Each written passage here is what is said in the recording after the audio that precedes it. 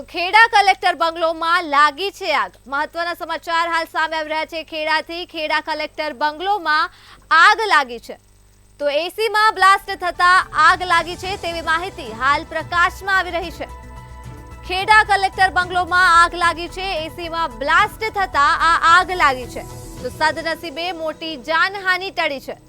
આગને કારણે રૂમમાં ફર્નિચર બળી ગયું છે ત્યારે फायर ब्रिगेडની ટીમે હાલ આગ પર કાબુ મેળવ્યો છે તો પોલીસ સહિતનો કાફલો ઘટના સ્થળ પર પહોંચ્યો છે।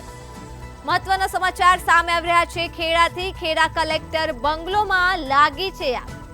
ખેડા કલેક્ટર બંગલોમાં એસીમાં બ્લાસ્ટ થતા આ આગ લાગી છે ત્યારે સદનસીબે કોઈ મોટી જાનહાનિ થઈ નથી તો આગને કારણે રૂમમાં ફર્નિચર પણ બળી ગયું છે ત્યારે ફાયર બ્રિગેડની ટીમે આગ પર કાબુ મેળવ્યો હતો તો પોલીસ સહિતનો કાફલો ઘટના સ્થળ પર પહોંચ્યો હતો અને સમગ્ર ઘટનાનું નિરીક્ષણ કર્યું હતું તો ખેડા ખાતે કલેક્ટર બંગલોમાં આગ લાગી છે।